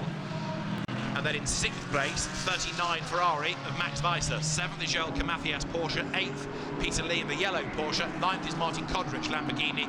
And 10th, it is Frankie Cheng's Audi. What a race. So much has happened, hasn't it, from a big accident off the start. But, well, we've had them racing. We've had some great racing, no doubt about that. Now in the sectors, Raffaele Marciello has just done the absolute best second sector of anybody in the race. There is no question that he is closing. He's taken 7/10 out in half a lap, so it should be well over a second. As I say, I don't think he's going to get there in time, but it's a really good effort this by Raffaele Marciello, and you can see how overcast it's become. The temperature has dropped here at Sepang for the moment as well. All these things being relative on a hot and humid day, but certainly the sunshine has gone for the time being. The very first Blancpain GT Series Asia race, and it has been one full of stories, full of great racing. Aditya Patel is the leader, Raffaele Marciello is second. He's taken 6/10 out in the second and another 6/10 in the third sector. So Marciello is throwing everything at this. The leader has gone through. The last lap was a 2:06.8. The team will be conscious of the pace that Marciello is doing and advising him as such, but I still think the margin is okay. But let's see how close the leader can get, because that was a 2:05.422, and it means the gap is down from 20 seconds to 19 seconds. But it's not enough, is it? As I say, Patel needs a problem to really give Marciello a lifeline. So there is the leading Audi, Aditya Patel, the Indian driver, who has raced both in Asia and in Europe in the Sirocco R Cup that supports the DTM, or supported the DTM. Started off as the JK National Racing Champion of India in single-seaters. He's raced in Formula BMW Pacific. He's been part of the Audi family, a driver in the Nürburgring 24 Hours. He's been placed in the ADAC GT Masters. He's been placed in International GT Open. So Aditya Patel has done a lot of mileage. Former polo racer, and these days races in the Audi R8 LMS Cup as well. So Aditya Patel working his way out of turn 9, and Raffaele Marciello has taken another half a second out in the second sector. He took 3/10 out in the first, but like I say, he's just going to run out of laps.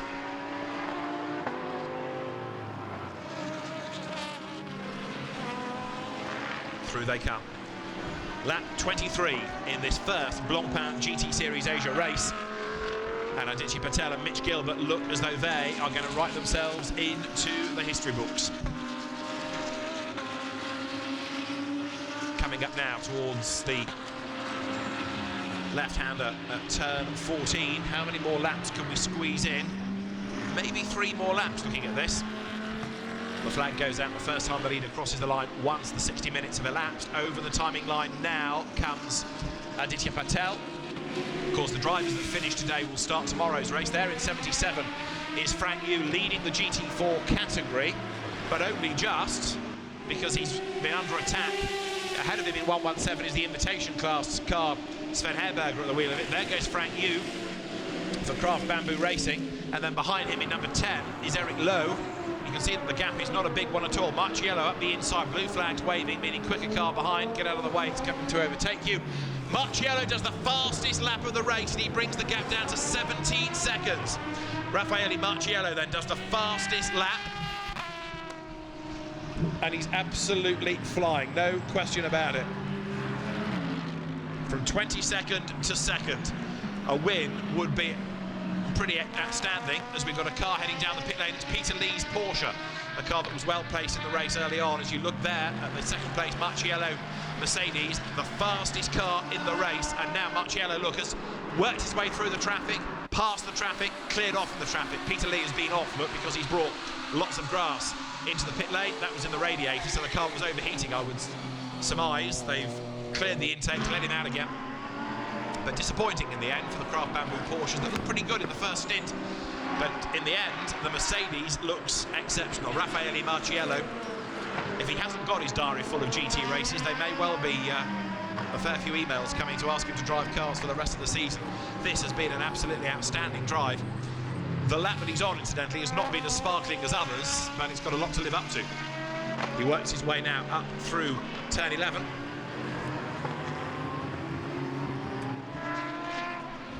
So Raffaele Marciello, with 3 3/4 minutes to go, chases this car of Aditya Patel. And unless Aditya gets caught in traffic or has a problem, the win is there for the taking after, in fairness, a great stint by Aditya, a very good stint by Mitch Gilbert as well, to build the advantage at the start of the race. There is 69, which is the delayed Aston Martin. started from the pit lane. It has now got Kenneth Lim at the wheel, and 999 turned through Raffaele Marciello. Incidentally, Davide Rizzo has just done the absolute best of anybody in Sector 1 in the race. So the lead gap was 19 seconds. The lead gap is 50 seconds as it comes over the line. Raffaele Marciello, with 3 minutes to go, is going to lose out. And again, in fairness, I know he's going very quickly, but Aditya Patel doesn't have to go as quickly. He can win by 1,000th of a second as long as he wins. So he doesn't have to be flogging the car and risk making a mistake. As long as he maintains the lead, maintains concentration, he's good for the victory. A flash of the lights in the traffic as Raffaele Marciello comes up behind Kenneth Lim. Jesse Krohn is still third in the BMW there in the background. Fourth is Joachim Kowiak, who is creeping up onto the back of him. The gap third to fourth is 1.9 seconds now. Up the inside line goes 999. Raffaele Marciello working his way past Kenneth Lim's Aston Martin. There is the leader. Aditya Patel is approaching turn 9.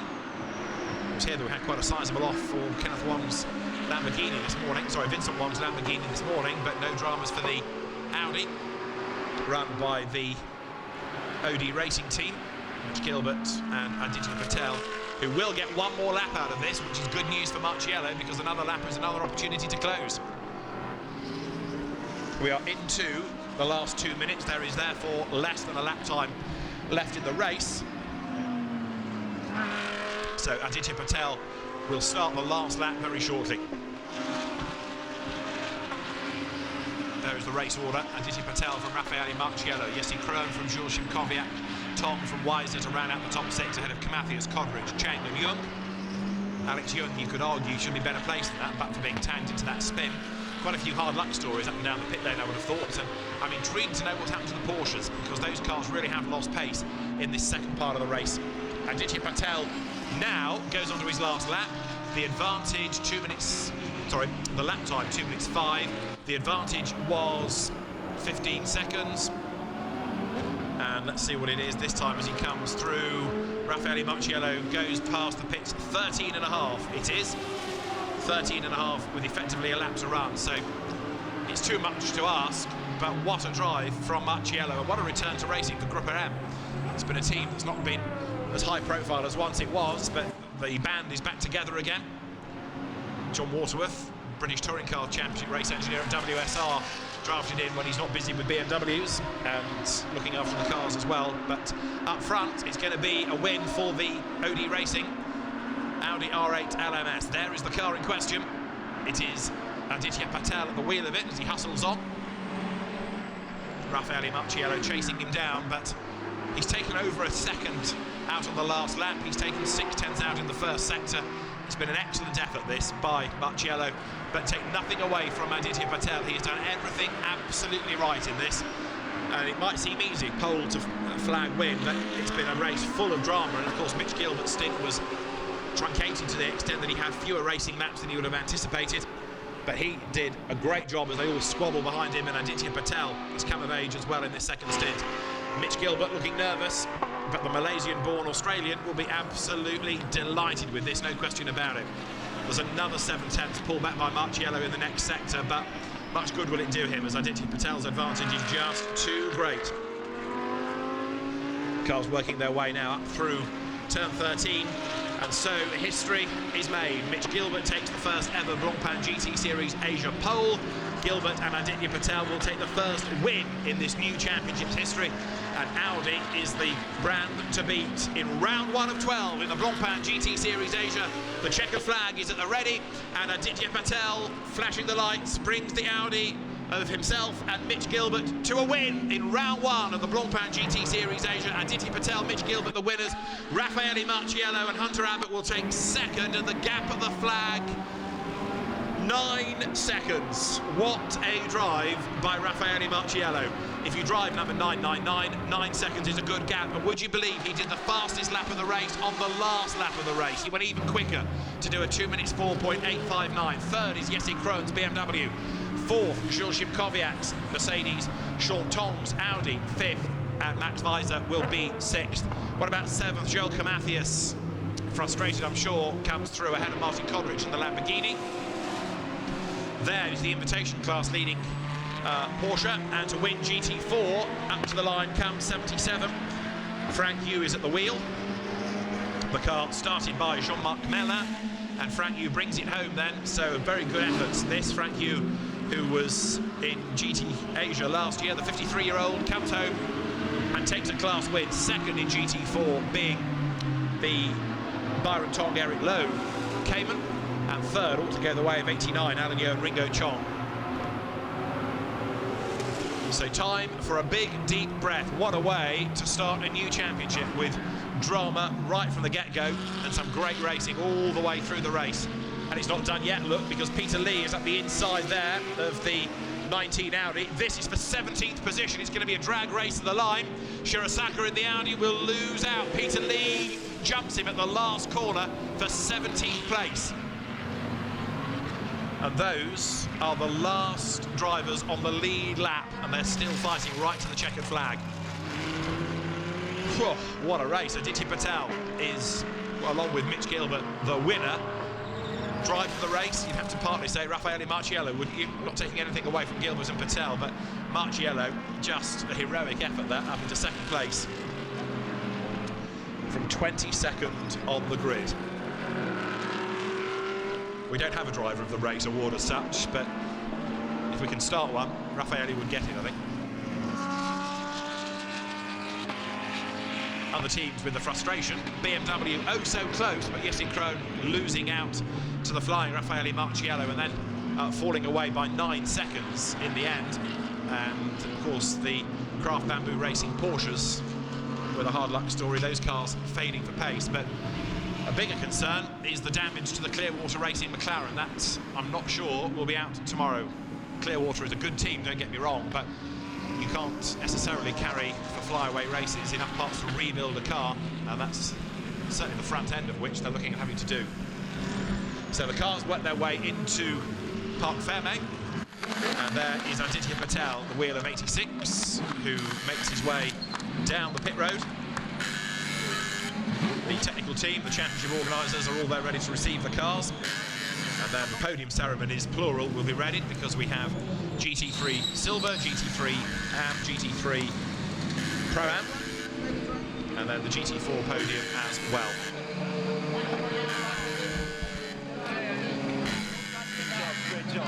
Great job, says the team, to Aditya Patel, to Mitch Gilbert, whose new working relationship started in the best possible way. The Indian driver posing for the cameras. Not even time to take off the crash helmet, but he and Mitch Gilbert have done a stunning job in that race. Mitch, who has adapted very, very well to GT cars. Like many, he wanted a single-seater career to begin with, but has carved a very happy niche for himself as a GT driver. And Aditya Patel coming out of Volkswagen Racing in India, which has always been an important market for VW. They have a Vento championship there now. And Mitch Gilbert, now that he's got the regulation cap on, will in a moment present himself to the cameras. Aditya Patel, likewise, the two race winners, Aditya Patel and Mitch Gilbert, with Renai Matu. Yes, David, congratulations, boys. A bit of history made today. Yeah, it was pretty good. Mitch got off to a great start. I was a bit worried with the safety car out for so long, because I knew Mitch could create a gap, but in the 10 minutes he did a perfect job. And then when I was out, it was more or less stress-free. I just needed to bang in the laps, and yeah, we got to the finish. Were you worried at any point in time? I don't know how engineers, mechanics, all those guys look at the screen for so long. It's honestly, it's the most punishing thing ever. Watching Aditya for 25 minutes is one of the worst things ever. But a great ride from you, Aditya, pushing through from the back. Yeah, it was pretty good. We got out of the pits where we wanted to be, and everything went as per plan, touch wood. It's good. Congratulations, well done, boys. Thanks very much. Hey, David. Very, very happy, aren't they? Delighted drivers indeed. So good to hear from our winners. And the second place team, Raffaele Marciello and Hunter Abbott, made themselves ready next. Hunter started, but a mega job done by Raffaele to bring the car up into second place. Remember, they started 22nd on the grid. So Raffaele Marciello, the Ferrari reserve driver, they're there, they're ready. Let's hear from Hunter Abbott and from Raffaele Marciello.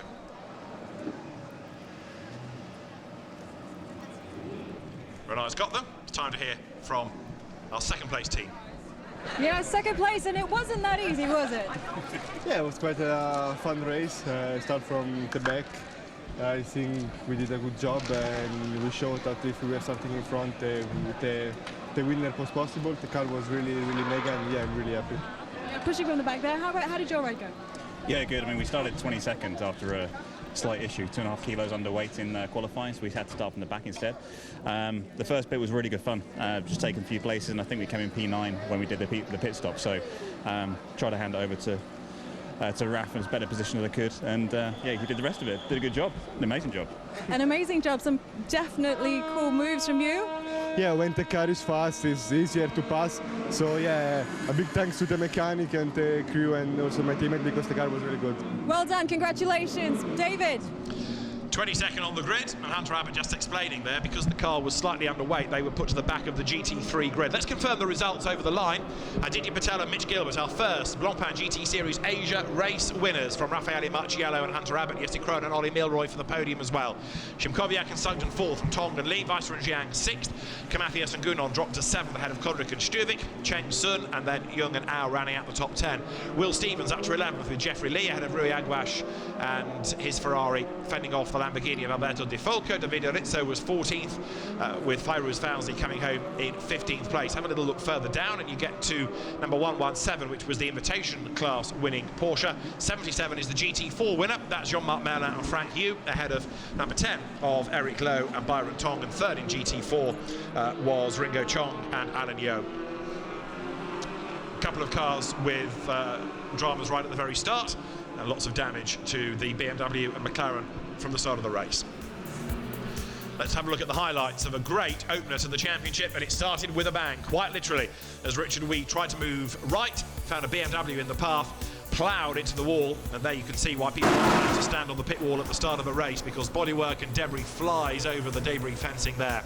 Two badly damaged cars that brought out the safety car. When the race got underway, there was a great battle for leadership, and Anthony Liu very nearly lost the Ferrari down at turn 1. He regrouped, but eventually people did scrabble past him. Marchi Lee got up past him. Jules Gounon was next on the attack as well. Lower down the order, there was the battle between Philip Maher's Porsche and the Ferrari behind, as then eventually Marchi Lee made his move. He tried to get second and couldn't, and then there was a clash between third and fourth. That sent Anthony Liu off the road. He bounced back onto the circuit and pitted soon after with a suspected puncture. Daryl Young, though, hung on to that second place and was doing a tremendous job hanging onto the position as a big sideways Tony Fong Porsche almost got in the way of some of the quicker GT3 cars. 999 after the pit stops. Raffaele Marciello was doing a very good job to try and work his way up the order. He got past Jesse Krohn but ran deep into turn 14. That gave Krohn the place back once more, but it wasn't for long. Marciello was not to be denied as Alex Young tried to get himself on his home circuit up into contention. Krohn fought his way past the traffic, Georges Szymkowiak creeping up on him at the end, but Marciello pulled perhaps the move of the race, round the outside at turn 5, set him up for the inside at 6, job done. And not only that, with clear road ahead, Marciello then reduced the lead margin by over 11 seconds. He couldn't quite get there in time as the flag flew for Mitch Gilbert and Aditya Patel to win the first Blancpain GT Series Asia race by a margin of 9 seconds. Audi draws first blood in BGTSA, and two delighted drivers, Aditya Patel and Mitch Gilbert. So the winning drivers now will make their way up to the podium. The cars you can see in the background are the Formula Masters cars that will be next on track. So those doing installation laps are trying to work their way down through the pit lane, which is full of people, full of engineers, and the drivers getting ready now for the podium. And Aditya Patel and Mitch Gilbert are race winners at the end of what has been a fantastic opener to the Blancpain GT Series Asia. The winning drivers now are making their way out onto the podium, but already perhaps attention turns to round 2 of the championship tomorrow afternoon here at Sepang, because the cars are on track tomorrow afternoon for another great race.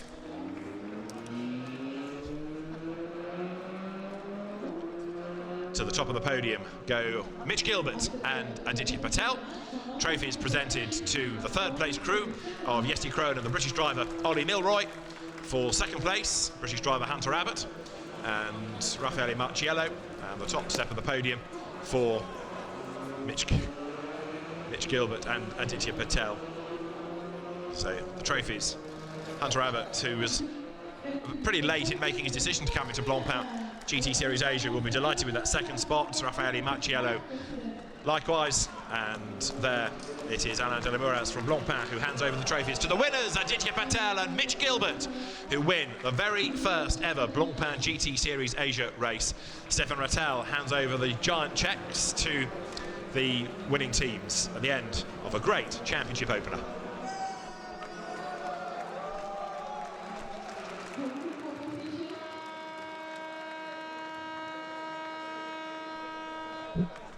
So the checks presented to the teams that are registered full-time for the championship. We hope to see more of FIST Team AAI.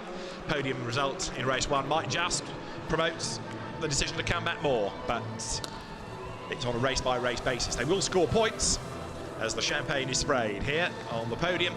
The Blancpain watches on the backdrop loom over the drivers, and who is going to be the winner of a watch at the end of the championship season? Well, we've got 11 more fierce and frantic races to go as Mitch Gilbert soaks up the atmosphere.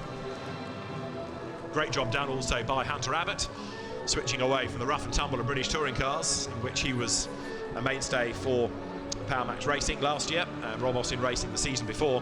And Raffaele Marciello, former FIA Formula 3 champion, Ferrari reserve driver, as you can tell off the overalls.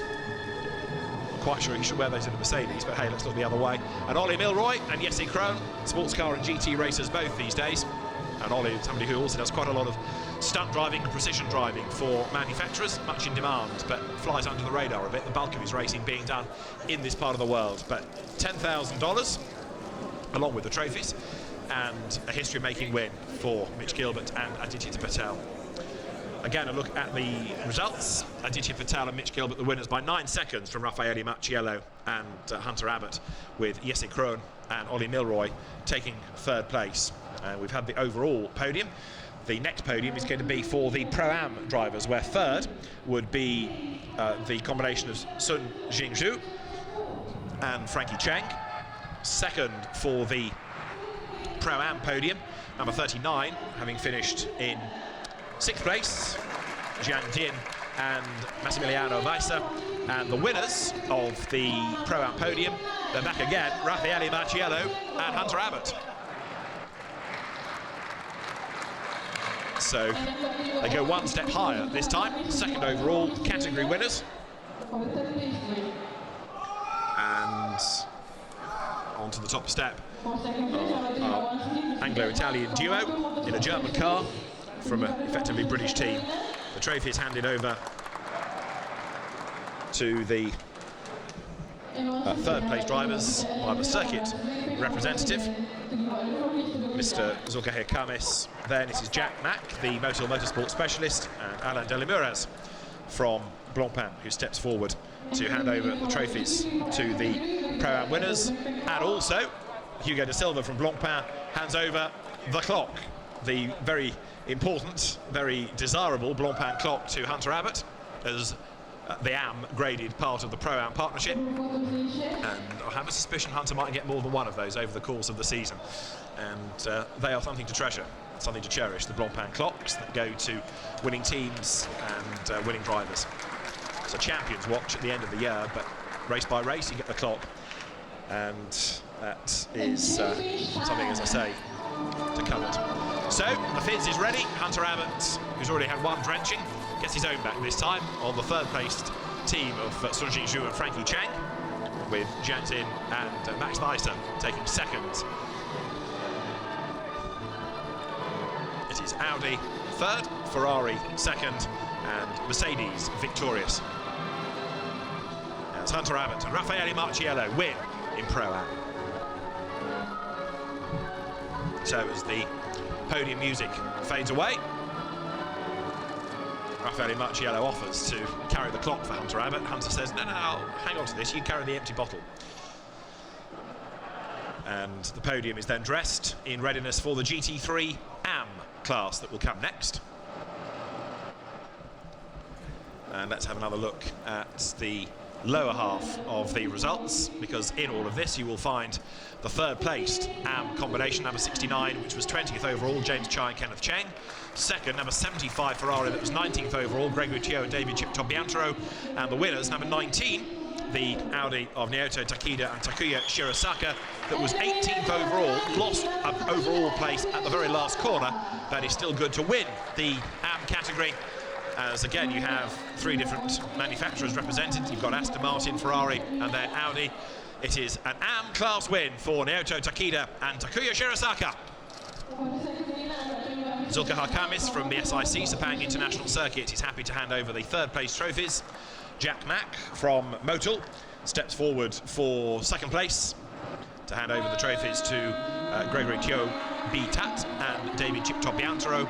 And then it will be Alain Delamure as the Blancpain Vice President and Marketing and Communication Director, who will step forward to hand over the trophies and a handshake. And then is there, once the group photograph is done, the fizz to fly as well on the podium.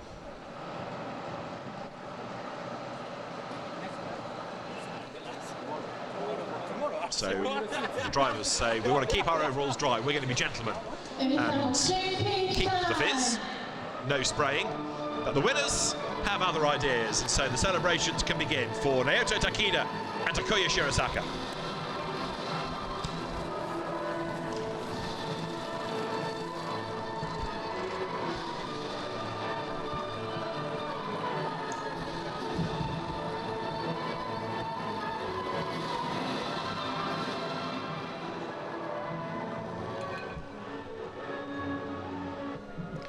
So as the GT4 drivers prepare themselves, the circuit is also being made ready now for the next race, with of course the second round of Blancpain GT Series Asia coming up tomorrow afternoon. The cars race, I'll say tomorrow afternoon, late tomorrow morning, 11:45 indeed. The race will get underway if the timetable stays on track, so a different time of day for the cars for tomorrow.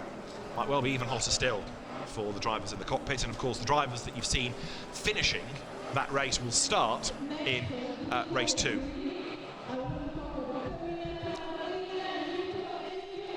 So now the GT4 drivers are called forward, and we will have for third in the GT4 category Ringo Chong and Alan Yeo. The second crew is Eric Lowe and Byron Tong, and then for the top step, a maiden class win for Frank Yu and Jean-Marc Merlin.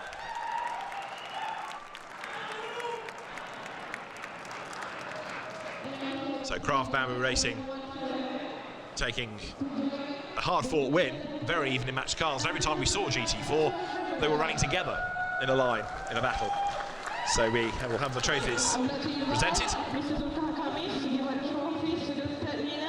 as the invitation class drivers join them on the podium as well. In other words, there is Nazim Asman and Sven Herberger, but for third place, Zulka Hakamis hands over the trophy to Ringo Chong and Alan Yeo.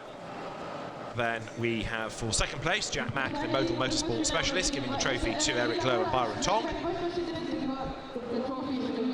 And then the winning trophies from Alain Delamure as the Blancpain Vice President and Marketing and Communication Director to Jean-Marc Merlin and to Frank Yu. And then Le Patron, Stéphane Rattel himself, steps forward to hand over $1,500 to the third place team, to the second place team $2,500, and to the winners $3,500 US, with which they're all very happy, because all of that helps to offset the cost of the season's racing.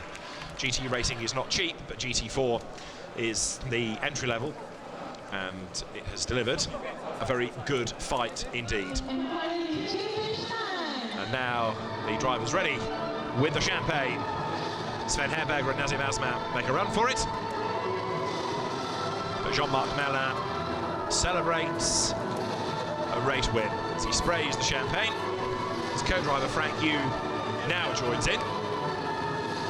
It's not the fizziest of champagnes, I don't think, for the two winners, but mission accomplished. A class win and a great drive. The final podium completed, and the drivers making their way off the podium. And the podium clear at the end of race 1. Let's have a look at the highlights of race 1 of the weekend, which began with the spectacular incident that took Richard Wee's McLaren hard into the barrier. He'd be accelerating as he went in from another angle. You can hear the bang, see the impact, and bits of cars scattered down the pit straight, liquid on the ground as well.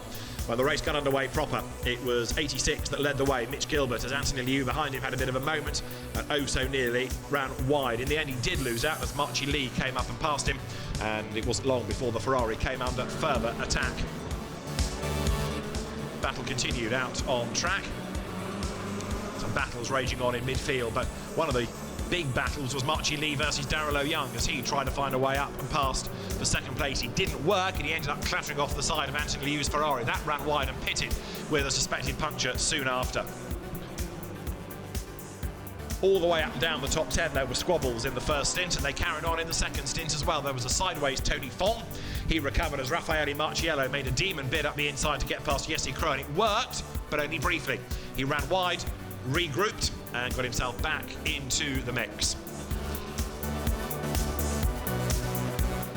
Number 6, Alex Young, was going strongly, but a spin late in the race cost the Audi a chance of progressing, as 91 on the inside was Jesse Krohn working his way up through the traffic and trying to fend off the challenge as well of Jules Simkowiak. But Raffaele Marciello was a man on a mission. He swooped round the outside in the move of the race to go through into second place, and then brought down a gap that was 21 seconds to 9 at flagfall. But the first ever Blancpain GT Series Asia win went the way of Mitch Gilbert and Aditya Patel. Second to Hunter Abbott and Raffaele Marciello, and with it, a win in Pro-Am. Audi draws first blood in Blancpain GT Series Asia, and a tremendous job done. History is made as Mitch Gilbert and Aditya Patel score victory. We'll see you tomorrow for round 2. David Anderson and Renat Latu. Bye-bye.